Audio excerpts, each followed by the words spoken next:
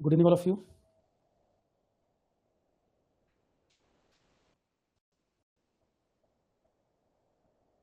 कुछ लोग अभी ज्वाइन कर रहे हैं सेशन। कैमरा थोड़ा हम सेट कर देते हैं तब तक।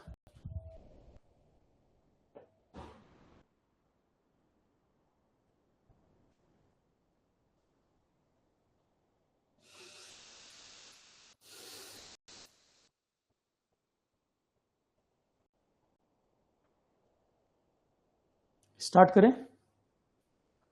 तो आरआरबी जेई की और डिपो मटेरियल सुपरिटेंडेंट जो वैकेंसीज आई हैं, अच्छी खासी वैकेंसीज हैं, तो इसके बारे में ज़रा डिस्कशन करेंगे। एक कंप्रहेंसिव डिस्कशन, पेपर को अप्रोच कैसे करना है, आरोहण पे हम क्या प्लान कर रहे हैं इसको लेकर। बैच वगैरह तो लॉन्च कर दिए हैं मैंने इसके, ओनली नॉन टेक का बैच भी और टेक प्लस नॉन टेक भी। तो क्या क्या चीज़ें हम इसमें कवर करेंगे, कैसे हम इसको प्लान करेंगे, आपको प्लानिंग कैसे करनी चाहिए, इस पे आज हम चर्चा करेंगे। लाइव सेशन में जो लोग कनेक्टेड हैं, जिसका जो क्वेरी हो पूछ सकता है। बाकी ये सेशन यूट्यूब पे भी जाएगा, वहाँ कमेंट सेक्शन में ही पूछ सकते हैं। और जो बैच लॉन्च कर रहे हैं उसका जो लिंक है वो यूट्यूब के डिस्क्रिप्शन में भी रहेगा। ठीक है। देखिए, जो वैकेंसीज वगैरह आई हैं, मेन तो हमें इसमें जो सिलेबस है किस तरह से प्रिपेयर करना है, एग्जाम में टाइम कितना होगा, यही सब चीज़ें दिमाग में ज़्यादा चलती हैं। तो पोस्ट तो आपको मालूम है, जेई की पोस्ट है और डिपो मटेरियल सुपरिटेंडेंट।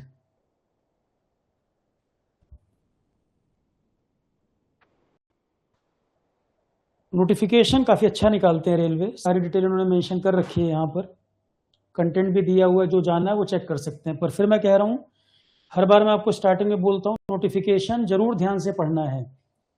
नोटिफिकेशन जरूर ध्यान से पढ़ना है कि हर बार का ये है कि फॉर्म जब भरे जाते हैं, 2-4 क्वेरी आती है, सर हमने फॉर्म में गलती कर दी, फॉर्म रिजेक्ट हो गया, ये हर बार की कहानी है। और हर बार मैं कहता हूँ कि फॉर्म जरूर, ओरिजिनल नोटिफिकेशन ध्यान से जरूर पढ़ना है, चाहे आपको सब पता हो नहीं पता हो, नोटिफिकेशन जरूर एक बार देखना है। ठीक है। सबसे पहले हमें यहाँ से क्या जानकारी मिल जाएगी। अच्छा, इसका शॉर्ट नोटिस तो उन्होंने पहले निकाला भी था, मालूम था हमें कि एग्जाम होना है ये। अब opening date of online application 14 अगस्त से, कल से फॉर्म ओपन हुआ है अप्लाई करने के लिए। क्लोजिंग डेट है 13 सितंबर। इसको देखकर पहली बात दिमाग में आती है, सर एग्जाम आपको क्या लगता है कब तक हो सकता है? 13 सितंबर तक तो ये कह रहे हैं online date for submission of online application. 13 सितंबर, 1 मंथ तो फॉर्म भरने का टाइम दिया। Last date for application fee payment for the submitted application 15 सितंबर। और dates during which eligible scribe candidate must provide their detail in the application portal, 26 सितंबर। तो अगर हम 15 सितंबर या 13 सितंबर की डेट को मान के चलें, तो सबसे पहली बात आती है, सर CBT 1 का पेपर कब तक जाएगा? देखो, अभी ये फॉर्म आ गया, अब तरह तरह की अफवाहें शुरू हो जाएंगी हर तरफ, और सब तुक्का लगाना शुरू कर देंगे। जैसे अभी कोल इंडिया में क्या हो रहा था, यही चीजें कोल इंडिया में लोग कर रहे थे कि 2020 में जब हुआ था, 2019-20 में जब हुआ था लास्ट टाइम, तो फॉर्म की लास्ट डेट से 50 डेज में हो गया था। ये सब रॉकेट साइंस लगाना शुरू कर देंगे। अरे 19-20 के उसको लेकर 2026 में लॉजिक लगा रहे हैं, कोई सिर पैर नहीं बात का। ऑनलाइन पेपर है, सेंटर अवेलेबल होंगे कि नहीं होंगे, हमेशा सेम डेट थोड़ी फॉलो हो सकता है। तो इसीलिए मैंने आपको कोल इंडिया का डे 1 पे मैंने आपको बोला था मिड अगस्त के बाद जाएगा, मिड अगस्त के बाद जाएगा और अगस्त लास्ट तक हो सकता है, ये मैंने आपसे कहा था। फिर जब अगर और डिले होता तो मैंने कहा था मिड सितंबर तक चांस, अगर और डिले इससे बाद जाएगा तो 1-2 हफ्ते का ही डिफरेंस आएगा, पर कोई 3-4 महीने का गैप आ जाएगा ऐसा नहीं है। क्योंकि PSU में ज़्यादातर फॉर्म जब आता है उसका 2.5-3 महीने का टाइम मिल जाता है, लगभग 3 महीने फॉर्म आने की डेट से, क्लोजिंग से लगभग 2-2.5 महीना। ठीक। तो कोल इंडिया वाला मैंने आपको यही बताया था कि जब फॉर्म आया था तो अगस्त सेकेंड वीक, मतलब मिड अगस्त के आसपास चांस है। और फिर मैंने आपसे बताया था अगस्त लास्ट का मुझे लग रहा है, अगस्त लास्ट वीक में जाएगा, 24 अगस्त आए। अब इसमें आरआरबी में भी यही होगा। अभी आप 2-4 दिन में देखोगे डेट देना लोगों ने शुरू कर दिया होगा, पेपर अक्टूबर में हो जाएगा कि नवंबर में हो जाएगा, सब तुक्केबाजी है, फालतू की बातें हैं। जब तक डेट वो डिक्लेयर नहीं कर रहे आप कैसे मान लोगे? ठीक है। और इतने बड़े क्राउड को हैंडल करना, इतने ज्यादा लोगों को एग्जाम कराना है, फिक्स डेट थोड़ी, पहले अभी तो फॉर्म भरवा रहे हैं और पहले से पता है कि इस दिन हो जाएगा, ऐसा नहीं है। मेरी समझ क्या कहती है, मैं अपना आपको प्रेडिक्शन बता सकता हूं। CBT 1 का मुझे क्या लगता है, इस वाली डेट से 13 सितंबर से आप 2.5 से 3 महीने काउंट कर लो, मेरी समझ कहती है कि 13 सितंबर का जो डेट है, पिछली बार भी लगभग इतना टाइम था, लास्ट टाइम भी लगभग इतना है, 3 महीने आप यहां से गिन लो, सितंबर से दिसंबर के मान के चलो, ये पेपर आपका मिड दिसंबर या दिसंबर लास्ट तक जाएगा। CBT 1 मिड दिसंबर 2026, मुझे ये लग रहा है कि मिड दिसंबर 26 तक जाएगा। क्लियर है भाई? मेरा जो अनुभव है मैं अपने हिसाब से बता सकता हूं कि मुझे लग रहा है मिड दिसंबर 26 तक जाना चाहिए। इससे अगर डिले होगा तो मिड दिसंबर से मिड जनवरी के बीच आप डेट पिक कर लो। आप मिड दिसंबर से मिड जनवरी, इस 1 महीने के बीच में कोई डेट आ जानी चाहिए। हो सकता है दिसंबर 3rd वीक चला जाए या दिसंबर लास्ट चला जाए, पर मिड दिसंबर से मिड जनवरी के आसपास कोई डेट आ सकती है। उससे पहले मुझे उम्मीद नहीं है। कुछ लोग मैं देख रहा हूँ नवंबर अनाउंस कर रहे हैं, कुछ अक्टूबर बोलने लग गए, टेलीग्राम ग्रुप पे भी चलना शुरू हो जाएगा। वो सिर्फ आपकी पढ़ाई को डिस्ट्रैक्ट करने का तरीका है। पता नहीं उसमें लोगों को क्या मजा मिल रहा है। तुक्का लगाने से फायदा, जब कंक्रीट इन्फॉर्मेशन नहीं, तुक्का लगा क्यों रहे हैं? वो असल में कंपटीशन, मतलब परेशान करने के लिए बच्चों को ऐसा कर रहे हैं। ठीक है, तो मिड दिसंबर तक आप मान के चलें कि मिड दिसंबर से मिड जनवरी के बीच कोई डेट आएगी।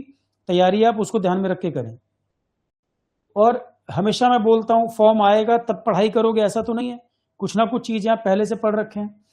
आरोहण पे जो बच्चे एनरोल्ड हैं या आरोहण पे जो बच्चे ज्वाइन किए हैं, अगर वो ये एग्जाम नहीं निकाल पा रहे तो उनके ऊपर एक क्वेश्चन मार्क है।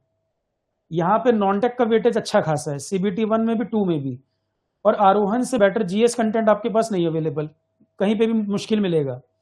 इसलिए नहीं कि मेरा प्लेटफॉर्म है, मैं इसलिए कह दूं बिल्कुल सिस्टमेटिक। हर बार इतने सिलेक्शन जो हो रहे हैं उसका कारण ये है कि सिस्टमेटिक सारा कुछ पड़ा हुआ है, लगातार हम अपडेट भी करते चल रहे हैं। और इतना सिस्टमेटिक कंटेंट पड़ा हुआ है, अगर उसको पढ़ के क्वालिफाई को नहीं कर पा रहा, और RRB में हर बार अच्छा खासा स्कोर बनता है।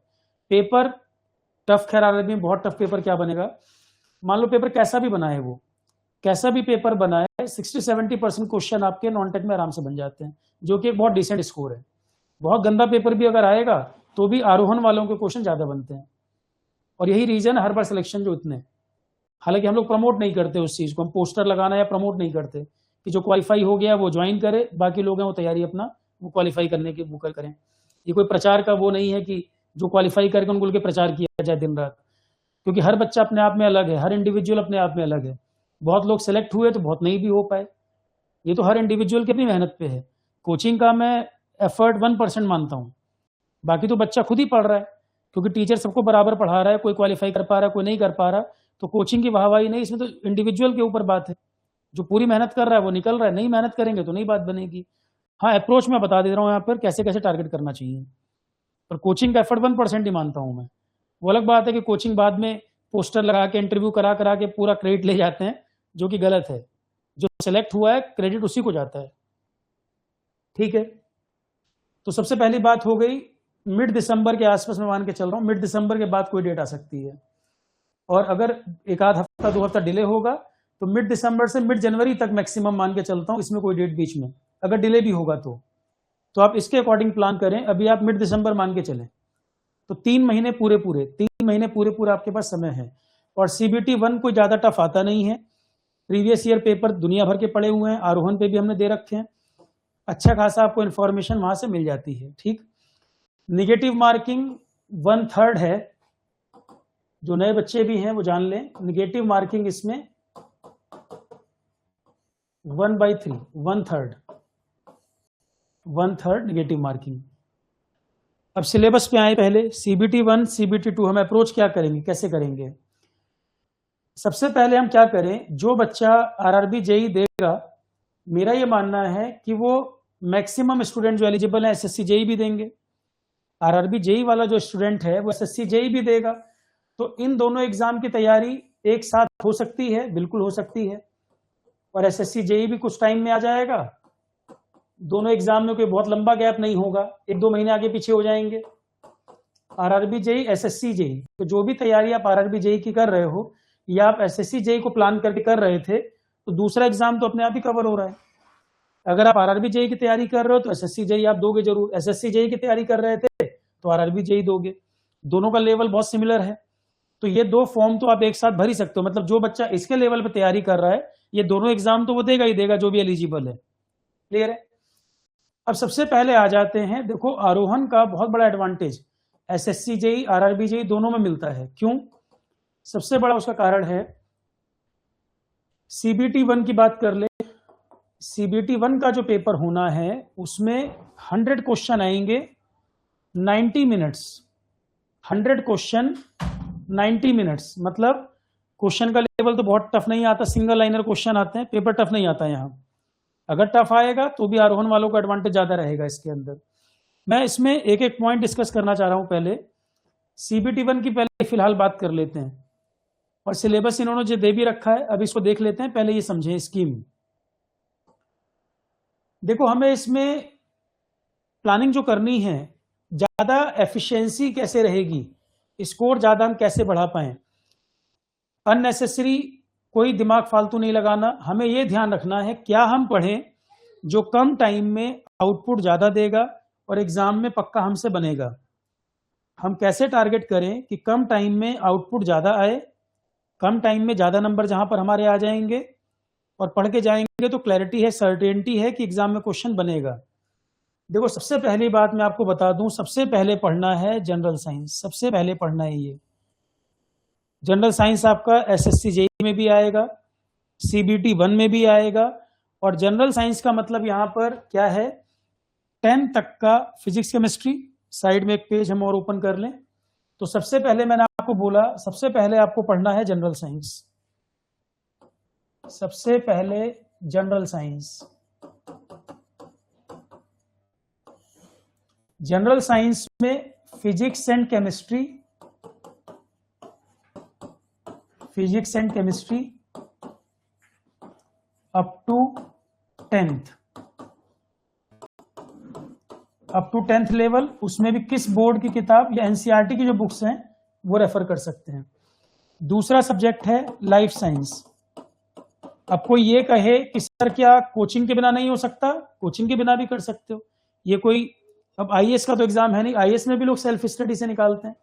ऐसा नहीं है कि कोचिंग करेंगे तो ही क्वालिफाई कर पाएंगे। मैं सोर्स आपको बता देता हूं। अगर कोई अपने से भी पढ़ना चाह रहा है, कोई सेल्फ स्टडी भी करना चाह रहा है, तो फिजिक्स एंड केमिस्ट्री की जो साइंस जनरल साइंस की बुक आती है 9th 10th वाली, अगर कोई अपने से भी पढ़ना चाहे 9th and 10th, मैंने जो पढ़ाया भी है कोर्स में वो 9th 10th दोनों NCERT कवर की हैं। जो नोट्स भी मैंने बनवाए हैं वो NCERT के हैं। ठीक है, तो अपने से भी कोई पढ़ना चाह रहा है, फिजिक्स केमिस्ट्री 10th लेवल तक का आता है, NCERT सोर्स है। 9th 10th की जो बुक्स है जनरल साइंस की, NCERT जो मैंने पढ़ाया है वो भी उसी को ध्यान में रख के पढ़ाया है। नोट्स भी NCERT के ही बनवाए हुए हैं मैंने आपको, और यही कारण हर बार क्वेश्चन सीधे सीधे आ भी रहे हैं। अच्छा, 2-3 एग्जाम से बच्चे कुछ क्या बोल रहे हैं। जो बच्चे मान लो कहीं पढ़ रहे थे या अपने से कहीं पढ़ रहे होंगे या आरोहण पे भी पूरा नहीं पढ़ पाए होंगे, तो कुछ बच्चे कह रहे हैं सर 11th 12th की साइंस से क्वेश्चन आ रहे हैं। और छोटे मोटे एग्जाम में JEE के लेवल पे कह रहे हैं 11th 12th के क्वेश्चन आ रहे हैं। बकवास बात है। 1-2 क्वेश्चन अगर आ जाए उसके चक्कर में ये नहीं कहना कि 11th 12th का आ रहा है। 11th 12th की पूरी फिजिक्स केमिस्ट्री आप पढ़ लोगे क्या? अगर 11th 12th की फिजिक्स केमिस्ट्री JEE लेवल पे पूछने लग जाएगा, आप कर लोगे क्या उसको? प्रैक्टिकल बात है, नहीं। अगर वो पढ़ने बैठ गए तो बाकी कब कर पाओगे? 1-2 क्वेश्चन अगर आ जाए उसके चक्कर में ये फालतू एक परसेप्शन नहीं बनाना है कि 11th 12th की साइंस पढ़नी है, ना उतना टाइम है आपके पास। उस 1-2 क्वेश्चन के चक्कर में बाकी जो 30 क्वेश्चन 28 क्वेश्चन आ रहे हैं उस पर नहीं ध्यान दे रहे हैं। ठीक है, उस 1-2 क्वेश्चन के चक्कर में नहीं पढ़ना। कुछ क्वेश्चन जानबूझ के एब्सर्ड रखे जाते हैं कट ऑफ को नीचे लाने के लिए। वो कट ऑफ को नीचे लाने का तरीका है उन 1-1 2-2 क्वेश्चन के चक्कर में नहीं पढ़ना। ना आप 100% करने जा रहे हो, ये कंपटीशन है, कोई आपका कॉलेज का पेपर नहीं है। ठीक है, कंपटीशन है। वो जानबूझ के कुछ क्वेश्चन अगर टफ नहीं रखेगा तो क्या कट ऑफ 100% थोड़ी ले जानी है, कहीं तो कट ऑफ को नीचे लाएगा। तो GS का जो पोर्शन होता है वहां कट ऑफ को नीचे लाया जाता है। रीजनिंग वगैरह में बहुत स्कोप नहीं होता उनके पास। अच्छे बच्चे जो है रीजनिंग पूरा पूरा बनाते हैं, FT रीजनिंग। तो GS के पोर्शन में कट ऑफ को नीचे लाया जाता है। पर आप परसेप्शन मत बनाओ कि 11th 12th साइंस पढ़ने बैठ जाओगे, बिल्कुल गलत अप्रोच है। और यूट्यूब पर 2-4 गाइड करना शुरू कर देंगे, उस चक्कर में कबाड़ा कर लोगे ना, आप उतने टाइम में कर सकते हो। अननेसेसरी भटकना नहीं है। आज हम लोगों की जिम्मेदारी डबल हो गई है, पहले डिस्ट्रैक्शन से बचाना और फिर पढ़ाना। काफी बच्चा जो है वो 2-4 मिनट डिस्ट्रैक्ट होकर आता है, फिर कहता है कि सर अब मैंने आरोहण ढूंढा, अब मुझे समझ आया करना क्या है। तो शुरू के 4 महीने तो गए। अब यूट्यूब पे रोक तो सकते नहीं, कौन कुछ भी जिसके जो मुंह में आ रहा है वही गाइड करना शुरू कर दे रहा है। 11th 12th की साइंस पढ़वा रहे हैं JEE के एग्जाम के लिए, कोई लॉजिक नहीं है। जब तक सिलेबस में मेंशन है और सिलेबस में लिख रखा है कि 10th लेवल का, तो आप 10th का पढ़ के जाओ। 30 में से 11th 12th के क्वेश्चन आ भी गए, 2 क्वेश्चन मत करना, बाकी 28 तो करो। वो 2 को हाईलाइट कर दोगे, बाकी छोड़ दोगे। बात यह है कि पढ़ना ही नहीं है, बहानेबाजी है। और लाइफ साइंस जो नोट्स मैंने बनवाए हैं, लाइन टू लाइन आपको उसको कवर करना है। Life science basic school level पे इसको बायो बोलते हैं, हायर लेवल पे इसको लाइफ साइंस कहते हैं, पर जो मैंने नोट्स बनवाए हैं लाइफ साइंस आपका मेजॉरिटी क्वेश्चन वहां से आ जाएगा। एक दो क्वेश्चन की गारंटी मैं नहीं लेता, हर बार आता है। बहुत गंदा भी पेपर आ जाए, कितना भी गंदा पेपर आ जाए, तो भी मैक्सिमम क्वेश्चन आरोहण के मिलेंगे आपको। और 16 साल हो गए तो पहली बार तो नहीं पढ़ा रहे हैं, ट्राइन टेस्टेड है, कितने बच्चे क्वालिफाई कर गए पूछ सकते हो आप, या पेपर उठा के देख लेना, अपने नोट्स मैच कर लेना, पता लग जाएगा। पर कंप्लीट करो तब की बात है। अब ये दोनों छोटे सब्जेक्ट भी हैं। अब बात आती है, सर आपने जनरल साइंस को ही क्यों रिकमेंड किया? उसका कारण ये है, एक तो एसएससी जेईई में भी इसका वेटेज ठीक आता है, उसके बाद आपका जनरल साइंस का पोर्शन 30 क्वेश्चन है, 30 नंबर का है, सबसे छोटा पोर्शन है और सबसे ज्यादा नंबर देने वाला गारंटी है आएगा और बनेगा। और लिख भी रखा है इन्होंने कि फिजिक्स केमिस्ट्री तो हम 10th लेवल का पूछेंगे। लाइफ साइंस की चिंता आप छोड़ दो, लाइफ साइंस जो नोट्स आपके बने हैं, एक दो क्वेश्चन नहीं कह सकता, लाइन टू लाइन वहीं से आ जाएगा। तो 10th स्टैंडर्ड का सीबीएसई लिख रखा है साफ साफ, और मैंने आपको पढ़ाया भी स्कूल लेवल 9 10th का दोनों पढ़ाया हुआ है इसमें। 11 12 के साइंस के लेक्चर मुझे ऐड करने में प्रॉब्लम नहीं है, एयरपोर्ट अथॉरिटी के लिए आरोहण पे कहे गए हैं, पर आपके मतलब के नहीं है। मैं नहीं चाह रहा अननेसेसरी लोड बढ़ाया जाए। कुछ लोग सोच रहे होंगे सर फिजिक्स केमिस्ट्री 11 12 का कर लिया जाए, है कि नहीं? आरोहण पे एयरपोर्ट अथॉरिटी के लिए करवाया गया था, किसी को जरूरत हो अलग से मैं उसको प्रोवाइड भी कर दूं, पर यहां फिलहाल आपके मतलब का नहीं है। डिस्ट्रैक्ट मत होना, एक दो क्वेश्चन आ भी जाए छोड़ देना, उसको मत करना, तो भी तुम्हारे पास सफिशिएंट एरिया होगा कि सबसे अच्छा स्कोर कर सकते हो। फालतू में निगेटिव नहीं करना है, निगेटिव को संभाल के चलना है कि निगेटिव कम से कम हो। और एक समस्या ये है कि पेपर अच्छा खासा आपको आता होगा, अच्छा खासा पेपर आपको आता होगा, पेपर मान लो टफ भी है और लोगों का 60% ही बन पा रहा है, तो तुक्का नहीं लगाना भाई। 3 तरह के क्वेश्चन होते हैं, एक तरह का क्वेश्चन जो आपको अच्छी तरह से पता है कि इसका आंसर ये है, वो करना है। दूसरा डाउट है, 80% श्योर है ये आंसर होगा, 20% है ये होगा। 80% अगर श्योरिटी है तो रिस्क लेना, क्योंकि 1/3 नेगेटिव मार्किंग भी है। पिछली बार भी जो लोग 1 1 2 2 नंबर से रहे हैं, जरा वो चेक करें प्लस में नंबर कितने आए थे, माइनस कितने आए थे। निगेटिव अगर थोड़ा सा कम कर लेते तो भी क्वालिफाई हो जाते, क्योंकि पेपर बनेगा एक लेवल तक ही, पेपर 100% सॉल्व नहीं हो जाएगा। पेपर 60%, 65%, 70% लगभग इतना आपसे बनेगा। पर अब आप 90% अटेम्प्ट करने के चक्कर में 20% नेगेटिव कर दोगे तो कबाड़ा हो जाएगा। वहां पर एक लेवल तक पेपर बन सकता है, जितनी भी तैयारी करोगे एक लेवल तक पेपर बन सकता है, 70 हो 75 हो जितना बना पाओ। पर आप सोचो मैं 100% अटेम्प्ट कर दूंगा तो निगेटिव इतना कर दोगे कि जो आता था बड़ी मुश्किल से उतना सिक्योर कर पाए, सेव कर पाए। अब उसमें से ज्यादा तुक्के लगाने के चक्कर में उतने नंबर इरोड हो गए, डिप्लीट हो गए, तो जितना निगेटिव कर दिए वो वापस तुम्हें पीछे रह गया। तो अपने ये ध्यान रखना है कि कितना हमें बनाना है, और फालतू तुक्के नहीं लगाने कि हमारे से प्लस नंबर भी माइनस होते चले जाएं। ये रिस्क नहीं लेना, यही कंपटीशन में बाहर करेगा। जो 1 1 2 2 नंबर से इतने लोग फॉर्म भरेंगे, 2 2 नंबर से इतने लोग बाहर होते हैं, वो रीजन है निगेटिव कंट्रोल करना पड़ेगा। तो 3 वैरायटी है क्वेश्चन की। पहले टाइप का बिल्कुल अच्छी तरह आता है वो करना, दूसरे नंबर पे, और ये भी नहीं कि शुरू में पेपर पलटते गए 5 क्वेश्चन टफ आ गए अब क्या होगा, तुक्का लगाना शुरू कर दो, आगे वाले पलटते जाओ। एक बार स्क्रॉल करते जाओ, जो डायरेक्ट क्वेश्चन दिख रहा है पहले वो अटेम्प्ट कर लो। उसे बैक भी तो कर ही सकते हो, ऐसा तो नहीं कि बैक नहीं कर पाओगे स्क्रीन। बैक अगर कर सकते हो तो फिर तो सेकंड राउंड में भी पलट सकते हो पेपर को, या ऐसा कोई नियम है कि बैक नहीं आ सकते, कि स्क्रीन आगे बढ़ गए तो आगे बढ़ते जाएंगे। हम पेपर को स्क्रॉल कर सकते हैं ना कि भाई पहला क्वेश्चन मान लो नहीं आया, दूसरा अटेम्प्ट कर दिया, दूसरे के बाद 5वां हमें डायरेक्ट आता है, तो एक पहली सीक्वेंस में हम उतने क्वेश्चन करते जाएं, फिर उसके बाद सीक्वेंस में वापस आकर देखेंगे और किसमें रिस्क लेना था। सेकंड टाइम वाले क्वेश्चन में क्या करना है, पहली बार में आपने वो सारे कर लिए जो आपको डायरेक्ट आते थे, सेकंड टाइम में 80% आता है, 20% नहीं आता लग रहा है। 80% आता है तो रिस्क लेना है, और रिस्क भी किसमें लेना है, 2 ऑप्शन में अटक जाते हैं, ए लगाऊं कि बी लगाऊं, या सी होगा कि डी होगा, 2 में अटक गए। दिमाग में आया आंसर ए होगा, फिर आया नहीं बी होगा, शायद बी होगा, 5 बार दिमाग कह रहा है शायद बी होगा। फर्स्ट थॉट जो दिमाग में आया उसी पे रिस्क लेना। अगर रिस्क लेना पड़ भी जाए, तुक्का लगाना ही पड़ जाए, और 80% श्योरिटी है कि मुझे क्वेश्चन करना है, तो 2 ऑप्शन में जब अटको तो जो पहला थॉट दिमाग में आया उसी पे जाना। और थर्ड वैरायटी एग्जाम में बची जो बिल्कुल नहीं आती, कभी सुना भी नहीं, उनको मत करना। उतना ही कंट्रोल कर लोगे तो भी क्वालिफाई होने के चांस बढ़ जाएंगे। थर्ड वैरायटी जो है, जो नहीं आता वो नहीं करना, ठीक है, उसमें फालतू रिस्क मत लेना। तो जनरल साइंस क्या रीजन था, छोटा सब्जेक्ट है, लिमिटेड कोर्स सिलेबस है इसका, और एसएससी जेई में भी आता है, आरआरबी जेई में भी आता है। इसमें से जो फिजिक्स केमिस्ट्री का पोर्शन है वो सीबीटी 2 में भी कॉमन है। तो इससे ज्यादा बेनिफिट क्या मिलेगा बताओ। छोटा सब्जेक्ट है, मैंने भी लगभग 20-22 लेक्चर में फिजिक्स केमिस्ट्री कराया होगा, 9-10 का दोनों, फिर लाइफ साइंस के 25-26 लेक्चर होंगे। तो छोटा सब्जेक्ट है आपका, सीबीटी 1 में फिजिक्स केमिस्ट्री आ रहा है, सीबीटी 2 में भी फिजिक्स केमिस्ट्री आ रहा है, ठीक है। लाइफ साइंस सीबीटी 1 में है, सीबीटी 2 में नहीं है, और एसएससी जेई में दोनों फिर कॉमन वहां पर काम आएंगे। तो ये आपको मल्टीपल जगह हेल्प कर रहा है, इसलिए पहले हमें जनरल साइंस कर लेना चाहिए। क्लियर हो गई बात।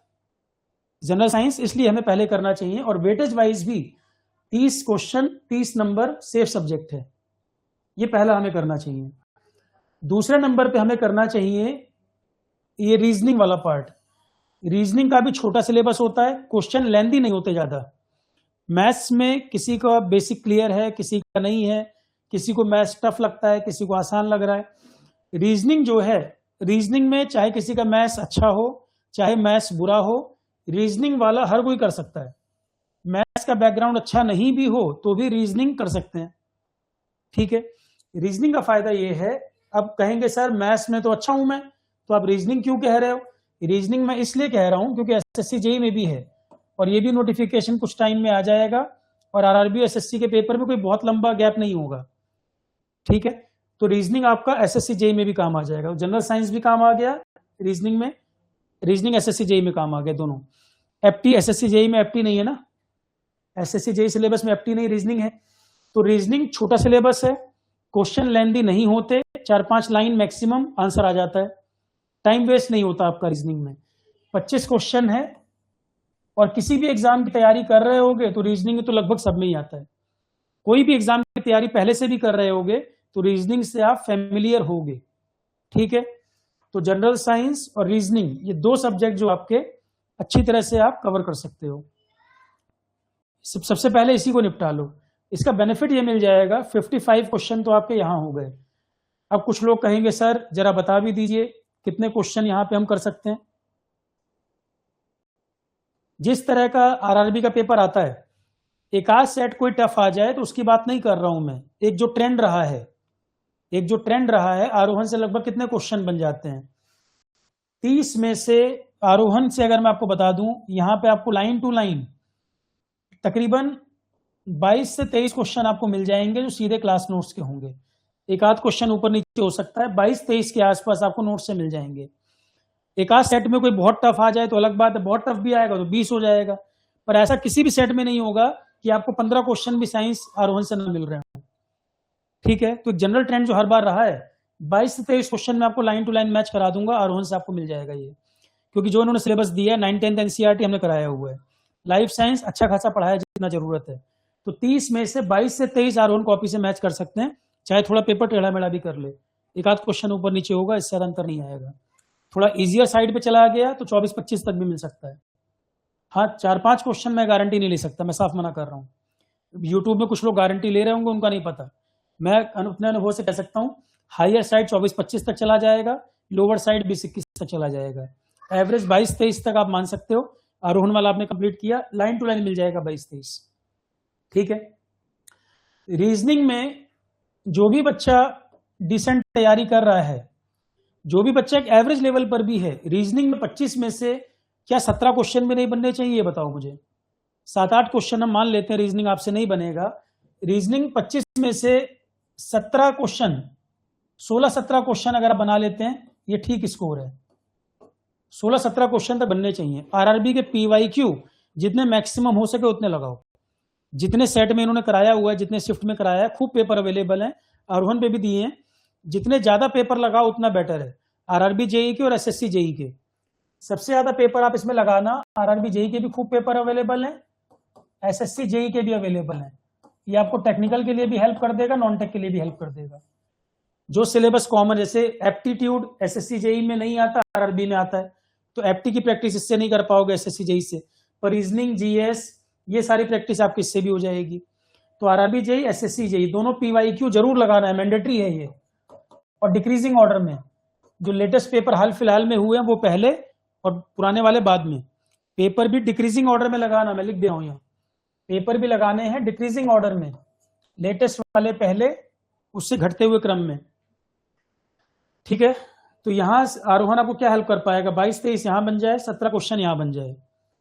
तीसरी बात आती है जनरल अवेयरनेस। जनरल अवेयरनेस में सब्जेक्ट बहुत सारे हैं। क्यों मैं जनरल अवेयरनेस को पहले नहीं बोल रहा हूं, एसएससी जेई में इसका वेटेज अच्छा है, जनरल अवेयरनेस पढ़ना तो है ही, एसएससी जेई में इसका वेटेज अच्छा खासा है। यहां पर भी आरोहण वाले से आपके सीधे सीधे क्वेश्चन बनेंगे, मेजॉरिटी क्वेश्चन बनेंगे, पर ये बड़ा सिलेबस है, इसका बड़ा एरिया है, कई सारे सब्जेक्ट मिलाकर है जनरल अवेयरनेस, इसलिए मैं उसको पहले प्रायोरिटी पर नहीं रख रहा हूं। क्लियर है, उसमें भी मैं आपको सीक्वेंस बताऊंगा कैसे करना है। अब आ जाते हैं मैथमेटिक्स पर। अब मैथमेटिक्स कुछ लोगों को लगेगा सर मैथ्स में तो हाथ पांव फूल जाते हैं। इंजीनियरिंग वाले बच्चे मैथ्स में अगर ये बात कहें कि हमें मैथ्स में दिक्कत आ जाती है, तो फिर क्या बीए बीएससी वालों को मैथ्स करना चाहिए? इंजीनियरिंग वाले को मैथ्स में अगर दिक्कत आ रही है तो हर चीज के लिए हम कोचिंग और दूसरे को जिम्मेदार ठहराएं? क्या ये हमारे ऊपर सवाल नहीं है कि हम जेई लेवल का मैथमेटिक्स भी नहीं कर पा रहे, हाई स्कूल लेवल का? सब कुछ हम कोचिंग पर ही डिपेंडेंट है। कोचिंग कल्चर अगर बढ़ा है तो क्या उसकी जिम्मेदारी हम लोगों पर भी नहीं है? हर चीज के लिए हम बिल्कुल स्पून फीडिंग कोचिंग पर ही निर्भर हो गए हर टॉपिक के लिए, ये अपने ऊपर भी क्वेश्चन मार्क है। ठीक है, देखो अब इन्होंने यहां बता रखा है, ये वाला पोर्शन देखो। अब general intelligence and reasoning, general intelligence reasoning में analogy, number series, coding decoding, mathematical operation, relationship, syllogism, jumblism और ये वेन डायग्राम, वही सिलेबस लगभग जो हर एग्जाम में पूछ रहा है यहाँ भी पूछा है। डायरेक्शन वाले जो क्वेश्चन आते हैं, आर्गुमेंट अजम्पशन, तो रीजनिंग तो एक एक टॉपिक क्लियर है। और जब हम सब्जेक्ट पढ़ भी रहे होंगे तो हम सिलेबस को देखते चलेंगे कि जो सिलेबस लिखा है पहले तो हम लाइन टू लाइन ये टॉपिक कवर करें, पहले तो लाइन टू लाइन जितना सिलेबस लिखा है हमें रीजनिंग में एज इट इज वो पिक करना है। तो जो हमने लेक्चर दिए भी हैं, आरोहण पे जो लेक्चर पढ़े हुए हैं उनमें भी आपको चेक करना है एज इट इज, पहले तो फोकस इन लेक्चर्स पे करना है जिनमें ये टॉपिक है। हमारा फोकस सीधा सीधा सिलेबस पे, ये टॉपिक हमें कवर करने हैं और पीवाईक्यू खूब लगाने हैं, आरआरबी और ये आपके एसएससी जेई वाले। ठीक है, एक एक टॉपिक मेंशन कर रखा है, कोई समस्या इसमें नहीं है। जनरल साइंस बिल्कुल चिंता नहीं करना, जो मैंने बताया as it is question copy से मिलेगा, हर बार मिलता है, इस बार ही मिलेगा, साफ साफ लिख रखा है फिजिक्स, केमिस्ट्री, लाइफ साइंस, और यही हमने कराया हुआ है। तो रीजनिंग और ये आपका 55 लगभग 55 नंबर का तो यही हो गया, नहीं 40 कितना, हाँ 30, 25, 55 मार्क्स का। तो अगर हम 23 और 17 लगभग 40 मार्क्स हम यहां पर सिक्योर कर सकते हैं, 40 मार्क्स हम यहां पे सिक्योर कर सकते हैं। मैथमेटिक्स वाले में इंजीनियरिंग वाले जो बच्चे हैं, मैथमेटिक्स सबसे अच्छी तो इंजीनियर्स की होती है, तो इंजीनियर्स इस सेक्शन में फाइट रहेगी 30। अगर कोई मैथमेटिक्स बहुत कमजोर है और मैथमेटिक्स में 12 क्वेश्चन खाली कर पा रहा है तब दिक्कत आ जाएगी, क्योंकि मैथमेटिक्स में कंपटीशन ऐसा है कि जितने बच्चे फॉर्म भरेंगे उसमें से बहुत बच्चे होंगे जो मैथमेटिक्स में बिल्कुल बहुत अच्छे हैं और उनके लिए स्कोरिंग एरिया है ये वाला। तो ये बिल्कुल दिमाग में बैठा लो, 30 में से 12 क्वेश्चन करने से मैथ्स में काम नहीं चलेगा। पेपर टफ भी आ जाए, जैसे लास्ट ईयर पेपर एक सेक्शन में किसी में टफ था तो भी 18 के आसपास स्कोर करना जरूरी था वहां पर। ठीक है, 30 में से लोअर साइड अगर मैं मान के चलूं, मैं लोअर भी मान के चलूं, तो 20 से कम पे बात बनेगी नहीं। 30 में से 20 क्वेश्चन लगभग आने चाहिए, 30 में से 20 क्वेश्चन लगभग मैथ्स में बनने चाहिए। अब आपका लेवल कम है कि ज्यादा है वो आप तय करो, मैं बता रहा हूं जो ट्रेंड रहेगा, तकरीबन कम से कम 20 क्वेश्चन यहां पर करने पड़ेंगे, इससे कम में बात बनेगी नहीं।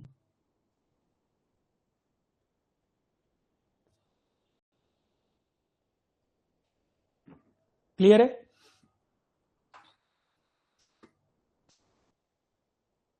तो कट ऑफ भी आप देखोगे, लास्ट जो कट ऑफ देखोगे उसमें भी आपको अंदाजा लग जाएगा। सर जो नंबर बता रहे हैं कट ऑफ लगभग इसी के आसपास, कई जोन में 2-3 नंबर ऊपर नीचे घूम रही होगी।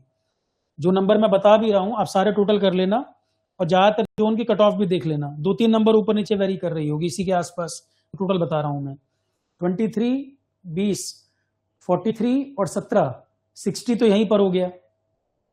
और यहां पर जनरल अवेयरनेस में सब्जेक्ट ज्यादा है। अब देखो इंजीनियरिंग वाले जो स्टूडेंट हैं मैथ्स रीजनिंग अच्छा करेंगे, जनरल साइंस मैंने बता दिया, छोटा सिलेबस है, आरोहण पे लाइन टू लाइन आपको मिल जाएगा, यहाँ पर भी स्कोर आप अच्छा कर पाओगे। भाई इंजीनियरिंग वाले मैथ्स एप्टी मान लो आरोहण पे नहीं भी पढ़ रहा हो, मैथ्स रीजनिंग तो मैक्सिमम लोग कर लेंगे, कहीं का भी स्टूडेंट होगा, बीटेक बीटेक कर रखा होगा, तो मैथ्स रीजनिंग तो उनका तैयार रहता है, मान के चलते हैं। सीसेट तक के एग्जाम में भी इंजीनियर सबसे ऊपर रहते हैं, ठीक। तो मैथ्स रीजनिंग तो वो उड़ाएंगे ही, वो तो अच्छा करेंगे ही करेंगे, ये उनका हाई स्कोरिंग है। अब उसमें दिक्कत कहाँ आती है? दिक्कत आती है जनरल साइंस मैंने बता दिया, चलो वो भी आप कर लोगे। जो ये जनरल अवेयरनेस के क्वेश्चन है, अभी आपको लग रहा है कि सर इसका वेटेज तो कम है, पर डिसाइडिंग फैक्टर बहुत बड़ा है ये। अब जो खेल आता है एक एक दो दो नंबर से जो कट ऑफ रह जाती है, वो असली खेल अब यहीं पर है। कई लोग क्या करेंगे, जनरल अवेयरनेस को सर छोड़ देता हूं, वो मान के चलेंगे कि मैं एप्टी रीजनिंग बहुत अच्छा कर लूंगा, ये वाले में आ जाएंगे कुछ नंबर, सारा जोड़ भी लोगे तो भी 70 क्रॉस करना तो मुश्किल हो जाएगा।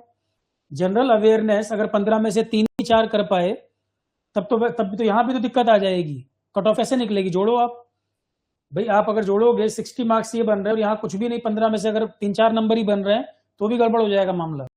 ये बहुत खतरनाक फैक्टर है ये जनरल अवेयरनेस का, क्योंकि टॉपर भी हो वो स्ट्रगल करता है इसी में, जो टॉपर भी होगा ना वो स्ट्रगल करेगा इसी में। क्योंकि आप देखोगे जितने लोग क्वालिफाई किए हैं उनका एप्टी रीजनिंग देखना लगभग नंबर आसपास होंगे, एप्टी रीजनिंग में नंबर आसपास होंगे, जनरल साइंस में भी आसपास हो सकते हैं। जनरल अवेयरनेस में बहुत वेरिएशन आता है, टॉपर भी कई बार स्ट्रगल कर जाता है इस सेक्शन में, हिस्ट्री पॉलिटी ज्योग्राफी हाथ पांव फूलने लगते हैं क्या होगा इसमें। यहाँ पे आरोहण बहुत एडवांटेज देगा, और सीबीटी 2 में जीएस मेन रोल प्ले कर रहा है, वहां पे भी आरोहण का बेनिफिट मिलेगा। तो यहां पर देखो जनरल अवेयरनेस में मैं आपको बताऊं, ये लगभग 23, 40, 60, अब 2-3 नंबर का गेम है यहां आपको। फिर मैथ्स में एक रेंज अगर हम बनाएं, रेंज बना के चले 20 से 22 क्वेश्चन लगभग, ये हमें एक रेंज बनाना पड़ेगा। यहां पे 17 से 18 क्वेश्चन। अब यहां जनरल अवेयरनेस में 15 में से 10 क्वेश्चन लगभग हमें करने पड़ेंगे सेफ, अगर हमें रखना है स्कोर। या तो फिर मैथमेटिक्स कोई बहुत ज्यादा करके आए, 30 में से 28 करके आए। अगर जनरल अवेयरनेस उसका नहीं तैयार है तो फिर वो मैथ्स रीजनिंग में एक्सेप्शनल परफॉर्म करे, या तो कहीं से कवर करना पड़ेगा। एवरेज स्टूडेंट अगर तैयारी कर रहा है तो एवरेज वाला 20 से 22 मैथ, 17-18 रीजनिंग, 22-23 जनरल साइंस में, और 15 में से 10 के आसपास जनरल अवेयरनेस। मैं 15 में से 12 नहीं बोल रहा हूं क्योंकि सिलेबस ज्यादा है, 15 में से 10 भी बन गए तो जनरल अवेयरनेस में काम बन जाएगा। अब टोटल स्कोर आप जोड़ लो, कट ऑफ इससे कम पे मुश्किल होगी, लगभग ये स्कोर आना चाहिए। अब किसी को लग रहा है कि सर जनरल अवेयरनेस मेरे बस की तो नहीं है, मैं सेल्फ स्टडी कर रहा हूं और मेरे से नहीं बनेगा, तो फिर वो रीजनिंग में या तो 25 में 22 सही करके आए, मैथ में 30 में 25 करे। जहां जितना डाउन हो रहा है उतना कहीं तो बढ़ाना पड़ेगा, या तो वो इतना एक्सेप्शनल परफॉर्म करे। ये तो वो पर्सन अपने आप में जानता होगा खुद को, मैथ्स रीजनिंग कैसा लेवल है, कहीं तो कंपनसेट करना पड़ेगा। अगर जनरल अवेयरनेस नहीं करके जाएंगे तो बाकी जगह एक्सेप्शनल परफॉर्म करना पड़ेगा। जनरल साइंस में आप 30 में से 22-23 से ऊपर क्या लाओगे, अच्छा स्कोर है 22-23। मैथ्स रीजनिंग ही बचता है जहां पर आप बढ़ा पाओगे। अगर जनरल अवेयरनेस सही नहीं कर रहे हो तब फिर मैथ्स रीजनिंग ही स्पेस बचता है जहां पर आप एक्सेप्शनल परफॉर्म करके कवर कंपनसेट करो। क्योंकि जनरल साइंस 22-23 मैं बता रहा हूं आरोहण से मैक्सिमम बनता है, इससे ऊपर जाना चैलेंजिंग होता है, एक आध क्वेश्चन और प्लस माइनस हो सकता है। हाँ, रीजनिंग किसी का बहुत अच्छा है 25 में 22 भी कर देगा, मैथ्स बहुत अच्छा है 30 में 26-25 कर देगा, वो तो पर्सन टू पर्सन डिपेंड करेगी बात। पर ऑन एन एवरेज जो मैं जनरल स्टूडेंट के लिए बात कर रहा हूं कि मान लो एवरेज है वो सब में, तो इतना स्कोर लगभग वो टारगेट कर सकता है। और जोन टू जोन भी कट ऑफ वेरी करेगी, पर आप इतना लगभग तैयारी कर सकते हैं। और पीवाईक्यू वगैरह लगाओगे जितना प्रैक्टिस बनेगी उतने टाइम, और टाइम तो खैर 90 मिनट में 100 क्वेश्चन है, तो जीएस में तो टाइम नहीं लगता, टाइम आपको मैथ्स वाले पोर्शन में लगता है सॉल्व करने में। जीएस में तो आता है या नहीं आता, जीएस में टाइम बहुत नहीं लगेगा सॉल्व करने में। जो 90 मिनट में 100 क्वेश्चन जो करने हैं उसमें टाइम आपका मैथ्स वाला पोर्शन थोड़ा टाइम ले जाता है। और मैथ्स में भी टॉपिक इन्होंने देखो, मैथ कहने के लिए मैथमेटिक्स है, मेजॉरिटी एरिया तो इसका आपका एप्टी वाला है। जैसे एप्टी की अगर एप्टीट्यूड की बात करूं, time and work, time and distance, simple and compound interest, profit and loss, ये जो पोर्शन है calendar and clock, pipe and cistern, as calculation, ये जो पूरा पोर्शन है। फिर आपका रेशियो प्रोपोर्शन, परसेंटेज, ये सारे टॉपिक तो कोर एप्टीट्यूड है, जो आप क्वांटिटेटिव एप्टीट्यूड पढ़ते हो, नंबर सिस्टम, बॉड मास, ये तो आपका सीधा सीधा एप्टीट्यूड का पार्ट है, एप्टीट्यूड का पोर्शन है ये। मैथमेटिक्स के नाम पर यहाँ पर स्टैटिस्टिक्स, मीन मीडियन मोड पढ़ते हैं, जो mean median mode, basic trigonometry, square root, LCM HCF, ये बेसिकली 7 से 10th एनसीईआरटी के टॉपिक हैं। 7 to 10th एनसीईआरटी के टॉपिक्स हैं ये। तो एनसीईआरटी लेके बैठोगे, ज्यादातर टॉपिक तो आपको 9th 10th में मिल जाएंगे इसके। तो 7 to 10th एनसीईआरटी के टॉपिक, मैथमेटिक्स से 3-4 टॉपिक ऐड किए हैं इन्होंने। ट्रिगो है, स्टैटिस्टिक्स है, स्टैट्स तो जरा सा टॉपिक है, मीन मीडियन मोड वाला, वही क्वेश्चन आता है। 4-5 पेज का गिनती का एरिया है जहां से क्वेश्चन बनते हैं, तो ये टफ नहीं है। ट्रिगो, स्टैट्स, मेंसुरेशन, मेंसुरेशन में सिलेंडर, कोन, सरफेस एरिया निकालना, वॉल्यूम निकालना, ठीक। तो ये कोई टफ एरिया नहीं है। 7 से 10th एनसीईआरटी, सीधा सीधा क्वेश्चन वहां से मिल जाते हैं, और छोटे छोटे ऑब्जेक्टिव क्वेश्चन भी दिख जाएंगे आपको, ठीक है। बाकी पीवाईक्यू, प्रैक्टिस के लिए पीवाईक्यू आप लगा सकते हो। आरोहण पे कई सारी चीजें तो आरोहण पे दे भी दी हैं, फोल्डर में दिखाऊंगा, बहुत सारा एरिया हमने उसमें कवर कर भी रखा है। अपने से भी करना चाहो तो एनसीईआरटी साथ में मैथ्स की रख सकते हो, अगर मैथ्स को इंप्रूव करना है एनसीईआरटी साथ में रख सकते हो, ठीक है भाई। अब आ जाते हैं जनरल अवेयरनेस। सर सिलेबस इतना है और वेटेज कम है, टाइम ज्यादा ले जाएगा पर वेटेज कम है, और 15 में से 10 तक अगर काम बन जाए तो बात बन जाएगी। यहाँ पर पहले आ जाते हैं, सर करंट अफेयर में क्या करूं। करंट अफेयर में 2026 का फोल्डर जो मैंने बना दिया है वो कंप्लीट करना है। 2026 का करंट अफेयर लाइव में चल रहा है, मंडे को भी क्लास है, अभी 6:30 PM मंडे को भी लाइव क्लास होगी। अभी करंट अफेयर ही चल रहा है, तो अभी मैं करंट अफेयर और जीएस क्वेश्चन प्रैक्टिस कुछ टाइम तक यही कराऊंगा, ठीक है। पहले एक बार कंफर्टेबल हो जाए इसमें। तो 2026 वाला करंट अफेयर का फोल्डर मैंने बना दिया है, वो कवर करना है। दूसरा स्टैटिक जीके, स्टैटिक जीके अभी मैं फोल्डर आपको दिखा दे रहा हूं क्या क्या चीज उसमें से कवर करना है, बस वो। तो 2026 का करंट अफेयर का फोल्डर कवर करना है और स्टैटिक जीके का पार्ट करना है, दैट्स इट, इससे ज्यादा कुछ नहीं। इसमें भी सीक्वेंस जो आप रखना, इसमें भी सीक्वेंस क्या रखना कि सर इतने सब्जेक्ट हैं, अब शॉर्ट में किसको करूं कि एग्जाम में आएगा और बनेगा। सबसे पहले आप इसमें कर लेना पॉलिटी, इंडियन पॉलिटी, छोटा सब्जेक्ट है, एग्जाम में बनेगा। जनरल अवेयरनेस वाले में से सबसे पहले हमें कवर करना है पॉलिटी, नंबर 1 पे पॉलिटी। जनरल अवेयरनेस जब हम कवर करेंगे तो आपका जनरल साइंस हो गया, रीजनिंग हो गया, एप्टी हो गया, 3 चीजें हो गई। अब जनरल अवेयरनेस ही बचा हुआ है, उसमें सबसे पहले कवर करना है पॉलिटी। छोटा सब्जेक्ट है, जितने क्वेश्चन आएंगे लगभग सारे बनेंगे। पॉलिटी एग्जाम में जो आएगा, एक क्वेश्चन मान लो अगर 5 क्वेश्चन आ गए या 4 आ गए, एक नहीं कह सकता, बाकी बन जाएंगे इसमें। छोटा सब्जेक्ट है, जितना पढ़ के जाओगे और हर एग्जाम में बनेगा, चाहे एसएससी जिस तरह से मैंने कवर कराया है, जो मर्जी पेपर दे दोगे पॉलिटी सब में बनेगा आपका। जिन्होंने पढ़ लिया है वो देख भी रहे हैं इस बात को, ठीक है। दूसरा आ जाता है, सर अब इसमें नेक्स्ट क्या करूंगा मैं।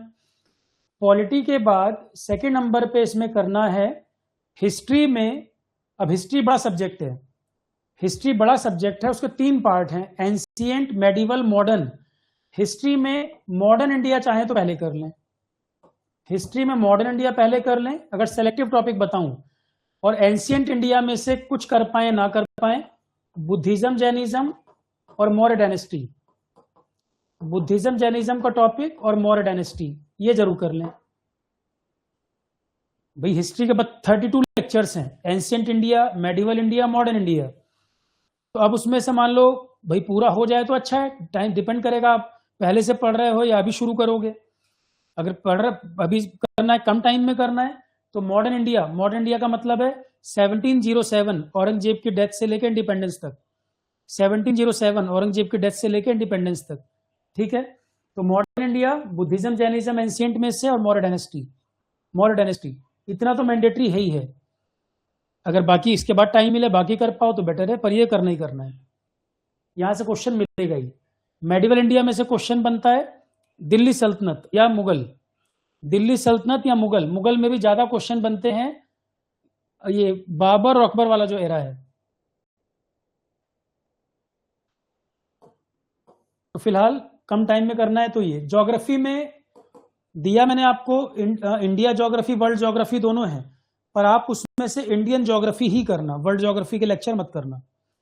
इंडियन ज्योग्राफी वर्ल्ड ज्योग्राफी दोनों दिया है मैंने, क्योंकि वो एसएससी जेईई में भी आएगा, है ना। ज्यादातर जगह इंडिया और वर्ल्ड ज्योग्राफी दोनों आता है। आपके कोर्स में ज्योग्राफी में दोनों दिया है मैंने। ज्योग्राफी कोई बहुत बड़ा सब्जेक्ट नहीं है, छोटा सब्जेक्ट है जेईई के हिसाब से, जेईई के हिसाब छोटा सब्जेक्ट है। और उसमें से भी वर्ल्ड ज्योग्राफी आपको नहीं करना, तो वर्ल्ड ज्योग्राफी के 5-6 लेक्चर वैसे ही कम हो जाएंगे आपके। ये रहा इंडियन ज्योग्राफी। तो पॉलिटी पहले कर लेना, दूसरे में हिस्ट्री, तीसरे में ज्योग्राफी। पहला पॉलिटी, दूसरा हिस्ट्री, तीसरा ज्योग्राफी, थर्ड पे ज्योग्राफी कर लो। थर्ड नंबर हो गया ज्योग्राफी, पॉलिटी, हिस्ट्री, ज्योग्राफी। इसके बाद क्या करेंगे सर? चौथे नंबर पे करेंगे static GK, static GK and current affair. अगर पेपर मिड दिसंबर में होता है तो आपको 10 नवंबर के बाद का करंट अफेयर नहीं पढ़ना। पेपर से 1 महीने पहले करंट अफेयर नहीं पढ़ना, और उससे पहले का 1 साल। पेपर जब होगा लास्ट का 1 मंथ नहीं पढ़ना, और उसके पहले का 1 ईयर का डाटा आपको कवर करना है, ठीक है। तो 2026 का करंट अफेयर का फोल्डर मैंने बनाया हुआ है। जो क्लासेस मैं करा रहा हूं लाइव में, वो उसी फोल्डर में ऐड होती चल रही है। 2026 का करंट अफेयर का फोल्डर आपको कवर करना है, ठीक है। और स्टैटिक जीके वाला फोल्डर, स्टैटिक जीके में आपका स्पोर्ट्स के बारे में, अवार्ड्स एंड ऑनर्स के बारे में, यूनाइटेड नेशन की संस्थाओं के बारे में, नेशनल फ्लैग के बारे में, नेशनल एम्बलम के बारे में, ये सब भी क्वेश्चन आते हैं, वो स्टैटिक जीके का पार्ट है। तो पॉलिटी और इकोनॉमी भी मैंने स्टैटिक जीके में ही पढ़ाया हुआ है। इकोनॉमी भी जो मैंने कराया हुआ है वो स्टैटिक जीके में ही कवर्ड है, स्टैटिक जीके के फोल्डर में कवर्ड है। तो आपका polity, history, geography, static GK and current affair, 4 subject हो गए। अब जितना ये सिलेबस लिख रहे हैं, सिलेबस तो कितना लिख रहे हैं, करंट अफेयर हो गया, ज्योग्राफी हो गया, हिस्ट्री कल्चर एक साथ ही हो गया, पॉलिटी हो गया, इकोनॉमी भी कवर हो गया इसी में। मैं कोशिश कर रहा हूं कम से कम में आपका कवरेज ज्यादा हो जाए। अब आता है इन्वायरमेंटल इश्यूज। इन्वायरमेंट पूरा का पूरा सब्जेक्ट है, जो आपका सीबीटी 2 में भी आएगा और इसमें भी आएगा। सीबीटी 2 में भी आना है और इसमें भी आना है। इन्वायरमेंट बड़ा सब्जेक्ट है, कम टाइम में मुश्किल है, बड़ा सब्जेक्ट है ये। तो इन्वायरमेंट जो है फिर इसके बाद टाइम मिले तो 5वें नंबर पे करना। हालांकि मेरे स्टूडेंट जो हैं ज्यादातर इन्वायरमेंट पढ़ चुके हैं, मैक्सिमम बच्चे इन्वायरमेंट मेरे से पढ़ चुके हैं। इन्वायरमेंट मैंने यूट्यूब पे भी दिया हुआ है, पूरा फोल्डर प्लेलिस्ट पड़ी हुई है, आरोहन पे भी अवेलेबल है। इन्वायरमेंट 5वें नंबर पे आता है। स्पोर्ट्स आपका स्टैटिक जीके में ही पढ़ाया हुआ है मैंने, स्टैटिक जीके करंट अफेयर में स्पोर्ट्स कवर हो जाता है। फिर आपका general scientific and technological development, general scientific and technological development, ये आपका एक सब्जेक्ट है। साइंस एंड टेक का कुछ पोर्शन करंट अफेयर में आता है, इसरो के प्रोग्राम, नासा के प्रोग्राम, डीआरडीओ के प्रोग्राम, और कुछ पोर्शन आपका कंप्यूटर बेसिक का पूछ लेता है, जो कि ICT plus science and tech, ये फोल्डर आपका अवेलेबल है। तो जो इन्होंने जनरल अवेयरनेस दिया है ना, वो इतने सब्जेक्ट हैं। उसमें भी क्या करना, टाइम के अकॉर्डिंग सीक्वेंस वाइज चलते जाना। पॉलिटी और करंट अफेयर वाला जरूर कर लेना। करंट अफेयर मैंने नंबर 4 पे एक्चुअली इसलिए रखा है कि थोड़ा बड़ा एरिया है ये, पॉलिटी छोटा सब्जेक्ट है। तो पॉलिटी 1 नंबर और 4 नंबर ये तो जरूर कर लेना। एग्जाम में मेजॉरिटी क्वेश्चन आपको 4 नंबर से मिलेंगे। स्टैटिक जीके और करंट अफेयर ये आपका काफी पोर्शन, 15 में से काफी क्वेश्चन कवर कर लेगा। आप ये मानो 15 में से लगभग 5 क्वेश्चन आपके 4 नंबर से आएंगे। स्टैटिक जीके करंट अफेयर से लगभग 4 से 5 क्वेश्चन आएंगे, और बाकी सब मिला के 10 क्वेश्चन आएंगे। इन्वायरमेंट में पूछ लेगा ozone depletion, global warming, Kyoto protocol, Montreal protocol किससे संबंधित है, ठीक, ऐसे क्वेश्चन आ जाता है। तो ये तो हो गई आपकी सीबीटी 1 की बात, कोई कंफ्यूजन नहीं किसी को। और जितना टाइम उन्होंने दिया है उतने टाइम में तैयार कर सकते हो, क्योंकि अगर आपको यही एग्जाम देना है तो प्री सीबीटी 1 में आपके टेक्निकल वगैरह तो पूछ नहीं रहा। सफिशिएंट टाइम है, सफिशिएंट टाइम है, जितना समय मिला है इसके लिए, इससे ज्यादा जरूरत यहाँ पर नहीं है टाइम। मतलब रेगुलर अगर आप पढ़ोगे आराम से 3 महीने पूरा रेडी हो जाएगा आपका ये। और जीएस वगैरह आपको एक बार अगर पढ़ लिया आपने ये पोर्शन, SSC जेई में भी बहुत हेल्प मिल जाएगी। मतलब नॉन टेक के मामले में आरोहण, एक बार आपने आरोहण वाला कंटेंट कर लिया, खुद ही सिलेक्शन के बाद याद करोगे कि हाँ सर ये बड़ा अच्छा फायदा रहा मुझे, यहाँ वहां भटकने से अच्छा है कि ये कर लिया हमने कवर। शॉर्टकट के चक्कर में मत पढ़ना। कई लोग यूट्यूब में शॉर्टकट के चक्कर में पढ़ रहे हैं। कोई क्वेश्चन करवा रहा है, क्वेश्चन के थ्रू सब्जेक्ट तैयार कर रहा है, वो इतना खतरनाक तरीका है, थोड़ा भी दाएं बाएं क्वेश्चन हुआ तो गए। कुछ लोगों को वो तरीका अच्छा लग रहा है आजकल, और पेपर देते हैं फिर रोते हैं कि सर हमने प्रॉपर तरीके से पढ़ लिया हो तो अच्छा रहता। शॉर्टकट के पीछे मत भागो, 1-2 महीने का खेल नहीं है। 4 महीने प्रॉपर दोगे, पढ़ लोगे, क्वालिफाई कर जाओगे। और आए दिन सिलेक्शन आरोहण पे होते हैं, पर जब मानोगे तब, जो बताया जाए फॉलो करोगे तब वो बात बनेगी। समझा मैं कितना भी लूं, चलोगे किसी और रास्ते पे तो फिर कुछ समझा ही सकते हैं, और क्या कहेंगे इसमें। या तो एक बार रिस्क देके देख लो कौन क्या बता रहा है, एक बार वो फॉलो करके देख लो, खुद ही अंदाजा लग जाएगा। अब आ जाते हैं CBT 2 में। जो आपने पढ़ा CBT 2 में दोबारा आपको ज्यादा मेहनत करने की जरूरत नहीं पड़ेगी। कारण ये है, अब जनरल अवेयरनेस आपने कहा सर CBT 1 में तो बहुत नहीं था, 15 क्वेश्चन थे। यहां पे अगर कंपेयर करोगे तो नॉन टेक पोर्शन 50 नंबर का जो है, जनरल अवेयरनेस फिर 15 नंबर का है, और वो आपकी मेहनत यहाँ पर कम एफर्ट करना पड़ेगा। वहां पर पॉलिटी हिस्ट्री वगैरह पढ़ लिए होगे, यहाँ आपको हेल्प कर जाएगी। CBT 2 क्वालिफाई करने के टाइम आपको पता लगेगा CBT 1 में जो पढ़ा था वो मुझे यहाँ यूज हो गया, और यहाँ मुझे एडवांटेज मिल गया। यहाँ टॉपर भी स्ट्रगल करेगा, मैं आपको बता रहा हूँ। CBT 2 में टॉपर भी स्ट्रगल करेगा, क्योंकि नॉन टेक का पोर्शन ज्यादा है। टेक्निकल में कितना भी कर ले, नॉन टेक 50 नंबर का, 150 में से 50 तो नॉन टेक है, तो टेक्निकल कितना भी अच्छा कर ले, नॉन टेक को तो अवॉइड नहीं कर सकते यहाँ पर। और जनरल अवेयरनेस 15 क्वेश्चन यहाँ पर फिर, और ये बहुत अच्छा आपको हेल्प कर देगा इसमें। और जहां तक करंट अफेयर अपडेट वगैरह करना है, सब क्लासेस लाइव होंगी, उसकी चिंता आपको नहीं करना, PDF बनाकर मैं ऑलरेडी दे रहा हूं।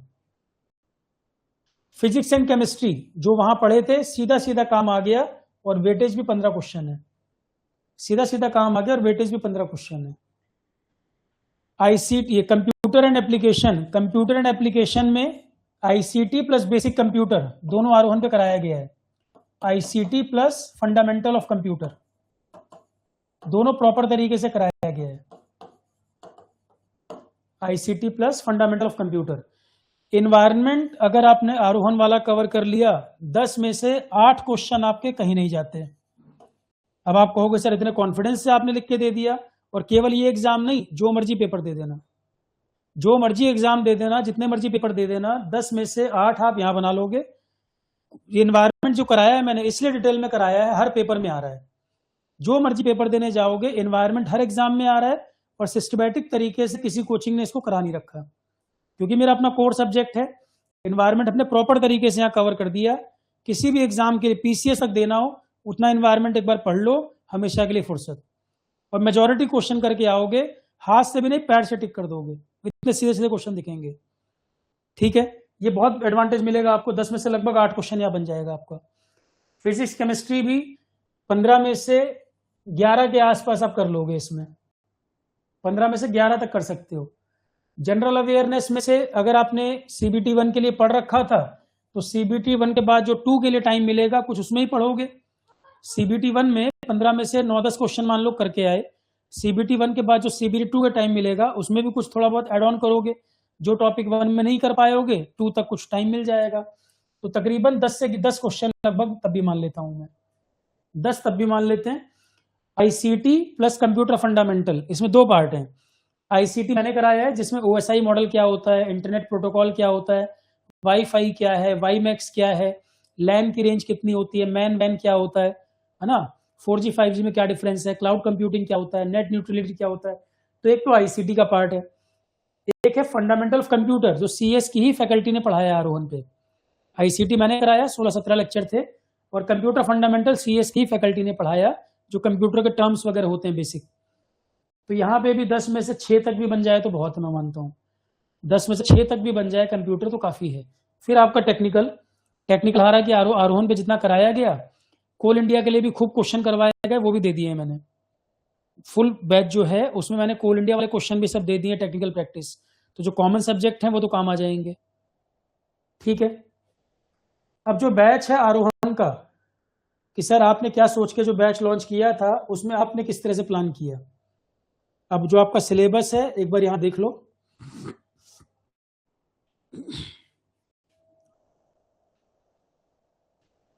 देखो, एक बैच है जो पहले का बैच आरआरबी का था,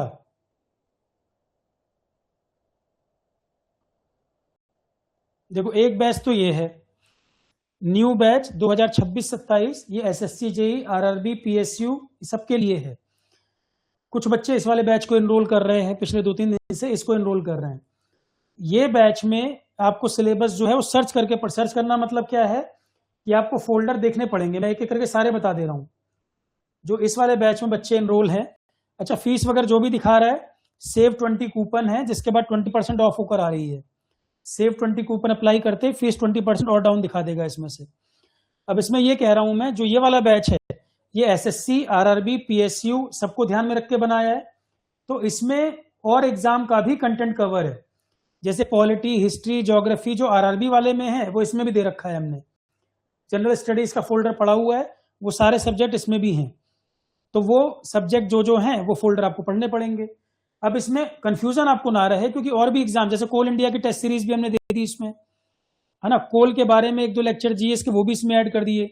यूपी कोऑपरेटिव का पेपर होना, यूपी कोऑपरेटिव भी हमने इसमें एक्सेस दे दिया। तो ये मल्टीपल एग्जाम को कवर कर रहा है। हमारी तरफ सारे ऑप्शन अवेलेबल है। कुछ बच्चे कह रहे हैं मुझे सिर्फ आरआरबी का फोल्डर देखना है और एग्जाम का मुझे कंटेंट नहीं चाहिए उसके अंदर, तो उस तरह से ही बना दिया हमने। ये वाला जो बैच है इसमें एसएससी जेई आरआरबी पीएसयू ये सबको ध्यान में रख के कराया गया। कोल इंडिया का पूरा कंटेंट इसमें भी दिया गया है, टेक्निकल नॉन टेक दोनों। तो ये वाला जो बैच है ये एसएससी आरआरबी पीएसयू सारा डाटा है इसके अंदर। इसमें जो कंटेंट है वो सबसे ज्यादा कंटेंट है। कोल इंडिया का भी एक्सेस है इसमें, पॉलिटेक्निक लेक्चरर वाले का भी यूपी का वो भी इसमें दे दिया, इंग्लिश हिंदी भी दे दिए, क्योंकि कोई और पेपर दोगे तो इंग्लिश हिंदी वहां पूछ लेगा। तो इसमें ये एक जनरल बैच है जो आपके मल्टीपल एग्जाम कवर करता है, पर आपको अपने सिलेबस वाले फोल्डर इसमें से पढ़ने पड़ेंगे। फोल्डर बने हुए हैं, जीएस का फोल्डर है, पॉलिटी पढ़ा तो पॉलिटी सिलेबस में तो पढ़ो, जनरल साइंस भी है इसमें तो आरआरबी में जनरल साइंस आएगा, वो फोल्डर पढ़ना है। अब ये जनरल बैच, कई बार बच्चे कहते हैं सर एक बैच करूं और मल्टीपल एग्जाम कवर हो जाए, तो इस वाले बैच में करंट अफेयर जो पढ़ा रहा हूं इसमें भी ऐड हो रहा है। तो ये बैच मल्टीपल एग्जाम कवर कर रहा है, जिसमें आपका आरआरबी, एसएससी, जेई, पीएसयू ये सब कवर कर रहा है। तो ये अब बच्चे कहते हैं सर एक ही फीस लगे और सारा कवर हो जाए, तो आर ने ये भी एक्सेस दे दिया। कुछ बच्चे कह रहे हैं सर मैं कंफ्यूज हो जाता हूं, मुझे सिर्फ आरआरबी वाला बैच बताओ। आरआरबी वाला जो बैच है उसमें भी 2 तरह के हैं, आरआरबी वाले में भी 2 तरह के हैं। अब अगले पे बता देता हूं मैं क्या है।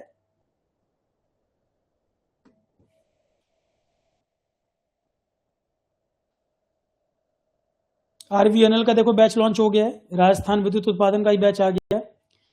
देखो एक ये बैच है आरआरबी जेई 2026, आरआरबी जेई 2026 से लास्ट ईयर का बैच है एक्चुअल में।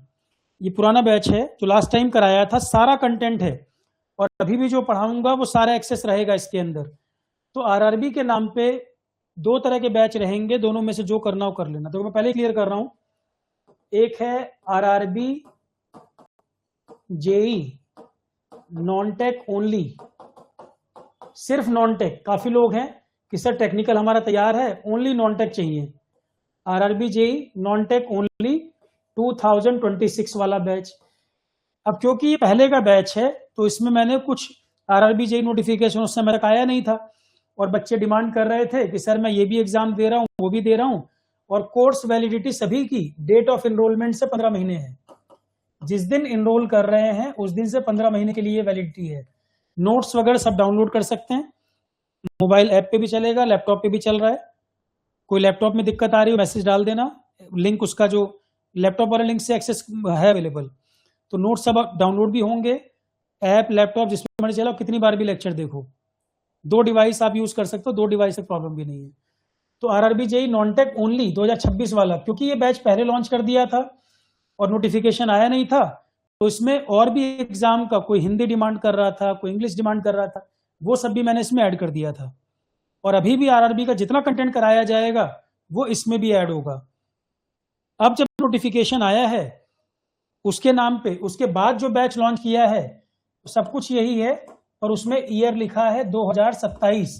उस वाले में इंग्लिश हिंदी ये सब कुछ नहीं, प्योरली एज पर आरआरबी क्योंकि जिन बच्चों को चाहिए कि बस सिर्फ आरआरबी का कंटेंट देखना है मुझे, बिल्कुल कंफ्यूज नहीं होना, ओनली आरआरबी सिलेबस रहेगा। इसमें आरआरबी के अलावा थोड़ा बहुत और भी एक्स्ट्रा दे दिया, क्योंकि आरआरबी का फॉर्म उस समय आया नहीं था, बैच पहले से था ये, तो कुछ कंटेंट मैंने इसमें एक्स्ट्रा दे दिया था कि और एग्जाम में काम आ जाए। पर अब नोटिफिकेशन आने के बाद परसों जो बैच लॉन्च किया है उसमें डिफरेंस क्या है, ईयर 2027 मेंशन है, और इसमें जितना कंटेंट ऐड होगा ओनली आरआरबी के अलावा इसमें कुछ ऐड नहीं होगा। कोई कंफ्यूजन ना रखें, आरआरबी का कंटेंट जो रहेगा वो इसमें तो ऐड होगा ही होगा, इसमें भी रहेगा, पर इसमें आरआरबी के अलावा एडिशनल कंटेंट भी कुछ दिया गया है, इसमें सिर्फ आरआरबी का रहेगा। इसी प्रकार टेक्निकल ओनली के बैच हैं, ऐसे ही आरआरबी जेई मतलब टेक प्लस नॉन टेक, एक है RRB full batch, full batch वाले में टेक प्लस नॉन टेक दोनों है, उसमें टेक प्लस नॉन टेक दोनों है 2026 का। तो इसमें भी हमने एडिशनल कंटेंट ऐड कर दिया, जैसे कोल इंडिया के टेस्ट सीरीज इनको दे दी, और भी कंटेंट इसमें ऐड कर दिया। तो अब नोटिफिकेशन आने के बाद इसी तरह से सब कुछ सेम 2027 के नाम से लॉन्च किया है, इसमें सिर्फ और सिर्फ आरआरबी का कंटेंट रहेगा। तो टोटल बैच कितने हो गए, जो आरआरबी के पहले के बैच आरोहण पर हैं 2026 के नाम से है, उनमें आरआरबी के अलावा एडिशनल कंटेंट भी कुछ दिया गया था, और आरआरबी का जितना नया कंटेंट होगा वो भी सब उनमें ऐड होगा। तो आप चाहे उस बैच को कर लें, अगर आपको हिंदी भी चाहिए, इंग्लिश भी चाहिए, और एग्जाम भी टारगेट करने हैं कि एक ही फीस में हमारा ये सब हो जाए, ठीक है, तो आप 26 वाला कर लें। अगर आपको लग रहा है मुझे सिर्फ आरआरबी वाला सिलेबस देखना है, कुछ भी देखना ही नहीं है इधर उधर, तो 27 वाला करें। इसलिए बनाने पड़े दो, क्योंकि कुछ लोग कह रहे हैं, मैंने कहा भाई मैंने एडिशनल कंटेंट दे दिया कि और भी एग्जाम तुम्हारे कवर हो जाए, फीस ना पड़े, वो कह रहे हैं हमें चाहिए ही नहीं, हमें सिर्फ आरआरबी वाला बताओ आप, तो फिर 27 के नाम से लॉन्च किया। नोटिफिकेशन जब आया है उसके बाद 27 के नाम से जो बैच बनाया है सिर्फ और सिर्फ आरआरबी का कंटेंट रहेगा। मैं फिर कह रहा हूं, उसमें बाद में मत कहना कि सर ये भी ऐड कर दो वो भी ऐड कर दो, आरआरबी के एग्जाम से पहले एडिशनल उसमें कुछ भी नहीं होगा, आरआरबी के अकॉर्डिंग ही रहेगा। अब आप ये मत करना कि 2 महीने बाद कोई और एग्जाम का नोटिफिकेशन आ गया तो सर 27 वाले बैच में ऐड कर दो, नहीं, आरआरबी के एग्जाम से पहले सिर्फ आरआरबी का कंटेंट ऐड करेंगे। अगर आपको एडिशनल वाला करना है तो 26 वाले में करना, कोई कंफ्यूजन तो नहीं इसमें। 2026 के नाम से जो बैच है उसमें आरआरबी का टोटल कंटेंट पहले से भी है, नया जो कराऊंगा 27 का वो भी ऐड रहेगा, उसमें ज्यादा रहेगा, और भी एग्जाम को वो कवर कर रहा है। पर जो आरआरबी 27 के नाम से बैच है ओनली नॉन टेक या फुल कोर्स, उसमें सिर्फ और सिर्फ आरआरबी का कंटेंट रहेगा, इंग्लिश हिंदी ये सब नहीं रहेंगे। पूरी तरह क्लियर है बात? मैं फोल्डर आपको दिखा भी दे रहा हूं। 20% ऑफ तो आरोहण के सारे बैचेस में है, टेस्ट सीरीज हो, बैच हो, कुछ भी हो। ये 26 वाला है, देखो ये 26 वाला है। अब अगर इस बैच को ओपन करोगे तो आरआरबी का तो कंटेंट पूरा है ही, और भी एग्जाम को कवर कर रहे हैं इसमें। देखो इसमें आप देखो कोल इंडिया के बारे में भी बताया हुआ था, वो सब भी करा दिया था। तो 26 के नाम से जो बैच है ये पहले जो लॉन्च हो गया था, इसमें आरआरबी का तो CBT1 CBT2 है, आरआरबी का CBT1 CBT2 का फोल्डर बना हुआ है, पर इसमें आप देखोगे इसमें हमने जैसे ये सब भी एक्सेस दे दिया था। जनरल इंग्लिश ब्रैकेट में लिखा भी है not for RRB JE, general Hindi ये भी दे दिया। फिर इसमें हमने और भी चीजें, कोऑपरेटिव UPCISB का एक पेपर होने वाला है, उसमें एक टॉपिक है कोऑपरेटिव, कुछ बच्चों ने डिमांड किया, ये भी हमने इसमें ऐड कर दिया। पर 27 के नाम से जो आरआरबी का बैच लॉन्च कर रहे हैं उसमें एडिशनल चीजें नहीं देंगे, सिर्फ और सिर्फ आरआरबी। इसी तरह से टेक्निकल वाले फोल्डर में भी है। तो 26 वाला जो फोल्डर है फुल कोर्स वाला आरआरबी का, एक बार मैं दिखा दे रहा हूं आपको बैच। इस बैच में तो बता ही दिया मैंने, इसमें आरआरबी, SSC, जेई, PSU सारे हैं। ज्यादातर लोग उसी को उसको एनरोल कर रहे हैं, कुछ लोग। अब जैसे जिसकी नीड हो, हर तरह की चीजें हैं। देखो ये फुल कोर्स था लास्ट ईयर वाला, फुल कोर्स में भी आरआरबी का टेक्निकल नॉन टेक सारा है। फुल कोर्स का मतलब था आरआरबी का टेक नॉन टेक दोनों, उसके अलावा एडिशनल एग्जाम के बारे में भी। तो CBT1 CBT2 में 3300 वीडियो दिखा रहा है, इसलिए कि सिविल का टेक्निकल भी है, मैकेनिकल का टेक्निकल भी है, इलेक्ट्रिकल का टेक्निकल भी है, इसलिए इतने ज्यादा वीडियो दिखा रहा है। अच्छा ये मत सोचना कि सर बैच में इतने वीडियो क्यों दिखा रहा है, 3 ब्रांच के टेक्निकल वीडियो है, थ्योरी सब्जेक्ट भी, क्वेश्चंस भी। इसलिए इतने वीडियो शो कर रहा है टेक्निकल की वजह से, नॉन टेक में उतना नहीं है। इसके बाद फिर देखो टेक्निकल नॉन टेक पूरा दिया था इसमें। इसके बाद इसमें भी कोल इंडिया की टेस्ट सीरीज, सामान्य हिंदी, इंग्लिश, अदर एग्जाम की जो डिमांड थी बच्चों की वो इसमें भी ऐड कर दिया था हमने। कोल इंडिया की टेस्ट सीरीज भी इसको दे दिया था, दोबारा फीस खर्च नहीं करनी पड़े। अब कुछ लोगों ने जो अभी डिमांड किया, सर ओनली आरआरबी सिर्फ हमें फोकस करना है और एग्जाम का कंटेंट उसमें ना रहे, तो वो वाला बैच ये है। कल जो बैच लॉन्च हुए हैं आरोहन पे 2 batch, same RRB non tech only और आरआरबी फुल कोर्स, और वो सिर्फ और सिर्फ आरआरबी के लिए है, इतना ही अंतर है उसमें।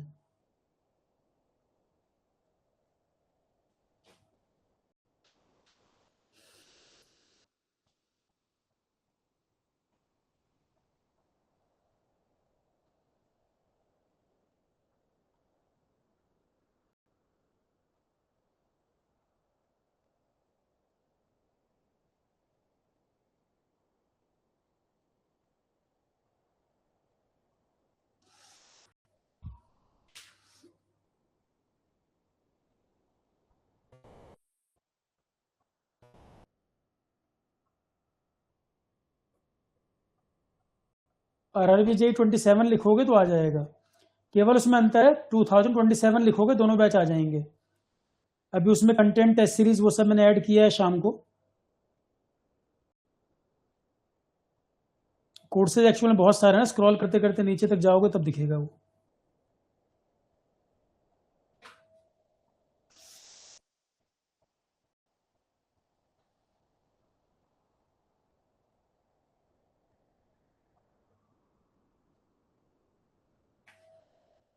वो अभी लग रहा है कि थंबनेल लगा रहे हैं शायद, कोई बात नहीं। इसमें आरआरबी जेई बस इसमें अंतर क्या है, इस वाले बैच में जो 2026 का मैंने बताया है, केवल आपको 2027 टाइप करना है, वो आ जाएगा।